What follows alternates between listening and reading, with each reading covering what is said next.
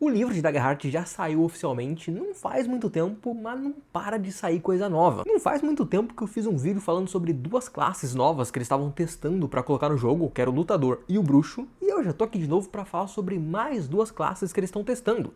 Dessa vez são o Assassino e a Bruxa. Pois é, tem o Bruxo, tem a Bruxa e eu não faço ideia de como que eles vão fazer na tradução. Porque no original é Warlock e Witch, que geralmente são traduzidos como Bruxo e Bruxa. Nesse caso, eu acho que a tradução vai ter que encontrar um outro jeito de traduzir o Warlock. E eu voto pra chamar Tranca de Guerra, mas eu acho que não vai rolar muito não. Mas já que eu citei a Bruxa, vamos começar falando por ela. Porque assim como no caso do Tranca de Guerra, a Bruxa também tem acesso ao domínio Dread, que é um domínio novo, que não tá no livro, que também tá em fase de testes, e se tu quiser saber tudo sobre esse domínio chamado Dread, eu tenho um vídeo aqui no canal falando sobre todas as cartas disponíveis nele. Só que enquanto o Tranca de Guerra tem acesso ao Dread e ao Grace, a Bruxa tem acesso ao Dread e ao Sage. O Sage que é aquele domínio do mundo natural, da natureza, que também é acessado tanto pelo Ranger quanto pelo Druida. Entrando na parte das estatísticas básicas iniciais, ela começa com 6 pontos de vida, 10 de evasão e o Spellcast Rate dela é Instinto. Sobre os itens iniciais, tu vai poder escolher entre começar com uma vassoura artesanal ou com uma bolsa de ossos de animais que tu encontrou na natureza. Mas agora é hora de falar sobre as habilidades, e a habilidade de esperança dela é o Charme da Bruxa. Porque quando você ou algum aliado teu que estiver dentro do teu alcance longo fizerem um teste que resultar em falha, tu vai poder gastar 3 pontos de esperança para trocar essa falha por um sucesso com medo. E se tu viu o vídeo que eu fiz sobre as outras classes que estão em fase de teste, tu vai ver que o Tranca de Guerra combina muito bem com o sucesso com medo, então dá pra fazer um combo interessante aí. Mas sobre a habilidade de classe, a Bruxa tem duas. A primeira delas é a Maldição. Quando algum inimigo causar dano em você ou em algum aliado, tu vai poder marcar um ponto de estresse para amaldiçoar esse inimigo. E o que acontece enquanto ele estiver amaldiçoado? Ele vai tomar uma penalidade nos limites de dano dele, equivalente ao teu Spellcast Rate. No caso da Bruxa, o Spellcast Rate dela é Instinto. Então se tu tiver 2 pontos de Instinto, vai reduzir 2 pontos nos limites de dano dele. E por aí vai. Mas não é só isso, porque ele também vai tomar uma penalidade na dificuldade dele, equivalente ao teu nível. A segunda habilidade de classe da Bruxa é a Comunhão. Ela te permite que durante um descanso longo, tu possa entrar em contato com uma entidade, fazer uma pergunta e rolar 4d6. Se cair o mesmo número em 2 ou mais desses dados, tu vai consultar esse número na tabela. Se tiver sido o número 6, tu vai testemunhar uma cena relevante para responder essa tua pergunta. Se tiver sido 5, tu vai ter uma visão relevante para isso. Se tiver sido 4, tu vai ouvir sons relevantes. Se tiver sido 3, vai ser uma sensação relevante. Se tiver sido 2, vai ser um odor relevante. E se tiver sido 1, vai ser um sabor relevante. Mas de tudo isso, agora é a hora que a gente entra nas subclasses da Bruxa. E assim como as outras classes, ela também tem duas.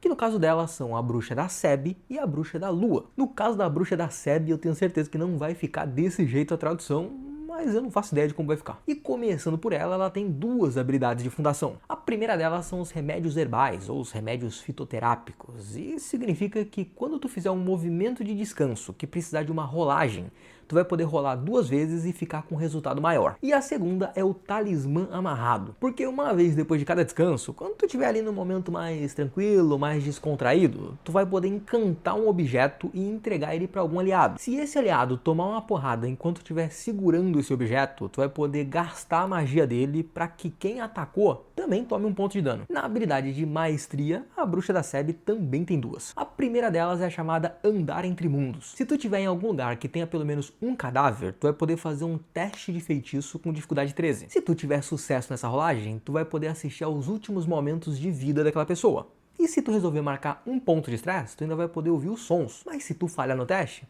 o corpo vira poeira. A segunda habilidade de especialização é o Augúrio Aprimorado. O que ela faz é melhorar a tua habilidade de comunhão, porque em vez de rolar 4d6, tu vai poder rolar 6d6. E aí tu vai ter mais chance de tirar números duplicados. Agora na habilidade de Maestria, ela tem uma só que é o chamado Círculo do Poder. Uma vez depois de cada descanso longo, tu vai poder fazer um círculo no chão dentro do teu alcance muito próximo e colocar uma quantidade de tokens nessa carta equivalente ao valor do teu Spellcast Rate. Cada vez que tu fizer uma rolagem de ação ou que tome um dano, tu vai perder um desses tokens.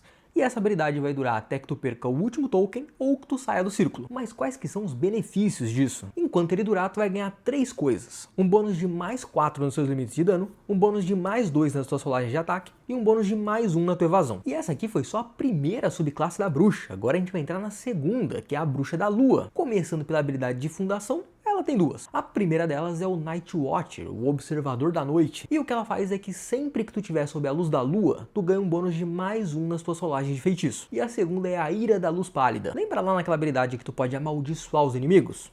Pois é, se algum inimigo que estiver amaldiçoado falhar em uma rolagem de ataque, ele ainda vai ter que marcar um ponto de estresse. Já na habilidade de especialização, ele só tem uma, que é o Brilho da Lua. Tu vai poder marcar um ponto de estresse para se glamorizar e criar uma aparência mágica.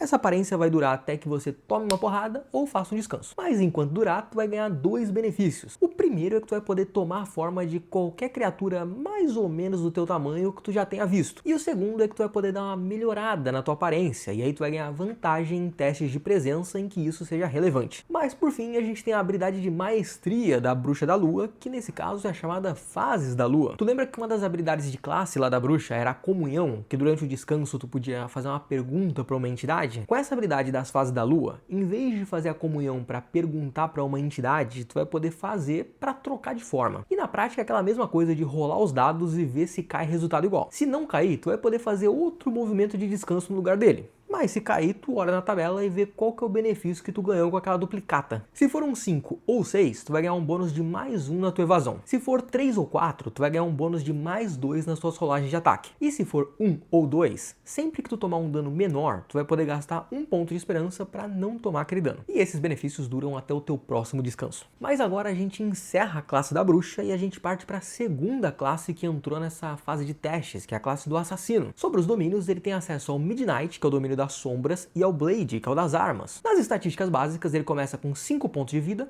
12 pontos de evasão, e o Spellcast Rate dele depende da subclasse. E isso aqui é um ponto interessante, porque em todas as classes, o Spellcast Rate é vinculado à subclasse. Só que eu sempre falava sobre ele na parte da classe, porque até agora em todos eram o mesmo atributo para as duas subclasses. Só que no caso do assassino, pela primeira vez a gente tem um Spellcast Rate que varia de subclasse para subclasse. A subclasse do carrasco tem Spellcast Rate com finesse, enquanto a do envenenador é com presença. Dito isso, para o item inicial, tu vai poder escolher entre uma lista de nomes com vários deles já marcados, ou um pilão tendo uma inscrição de uma insígnia misteriosa. Agora na parte das habilidades é aquela mesma coisa, uma habilidade de esperança, habilidade de classe. A habilidade de esperança dele é a chamada Resolução Sombria, e ela é bem simples, tu gasta 3 pontos de esperança para se livrar de 2 pontos de estresse. Nas habilidades de classe ele tem logo duas, a primeira delas é a emboscada. Quando tu entrar no alcance corpo a corpo de um inimigo e acertar nele um ataque com uma arma, tu vai forçar ele a fazer uma rolagem de reação. Essa rolagem tem dificuldade 10 mais o seu nível, e se ele falhar, tu vai causar dano extra nesse seu ataque, porque tu vai ganhar uma quantidade de dados de 6 lados equivalente ao teu nível para rolar como dados extras nessa tua rolagem de dano. A segunda habilidade de classe dele é o entrar e sair, e basicamente o que ela te permite é perguntar para o mestre algum jeito rápido e discreto de entrar ou sair de algum lugar que tu consiga ver.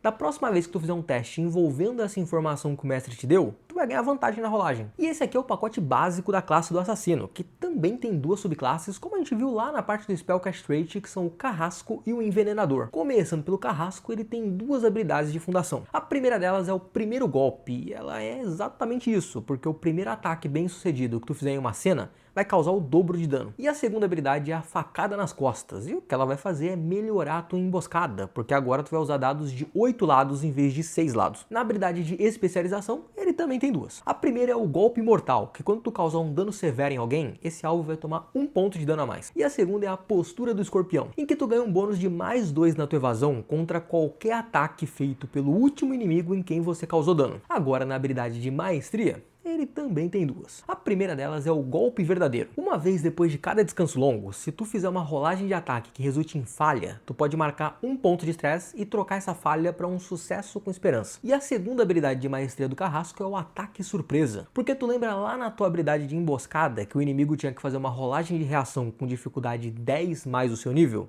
Pois é, com essa habilidade aqui, a dificuldade passa a ser 13 mais o seu nível. Mas esse aqui é o pacote do carrasco, ainda tem a segunda subclasse, que é a do envenenador. E ela tem duas habilidades de fundação. A primeira delas são as concocções tóxicas, em que tu pode marcar 1 ponto de estresse para adicionar 1d4 mais 1 tokens nessa carta. Além disso, tu ainda vai ter o conhecimento sobre 3 venenos. O primeiro deles é a raiz de Górgona, que reduz a dificuldade de um alvo em 1 ponto. O segundo veneno é o esporo da sepultura, que faz com que o alvo marque 1 ponto de estresse. E o terceiro é a erva daninha sanguessuga, que te dá um bônus bônus de 1d6 no dano desse ataque. Mas para tudo isso funcionar, a gente ainda tem que falar da segunda habilidade de fundação dele, que é o envenenamento. Porque a forma de tu envenenar o teu alvo é através do ataque. Quando tu fizer um ataque bem sucedido, tu vai poder gastar um dos tokens que tu colocou naquela carta para envenenar o alvo com algum veneno que tu conheça. E a lista deles vai aumentar porque entrando na habilidade de especialização, ele também tem duas. E a primeira delas é o Compêndio de Venenos, que vai te dar acesso a mais 2 venenos. O primeiro deles é o Véu da Meia-Noite, que faz com que o alvo tenha uma penalidade de -2 nas rolagens de ataque. E o segundo é a Pétala Fantasma, que reduz permanentemente o dado de dano do alvo em um nível,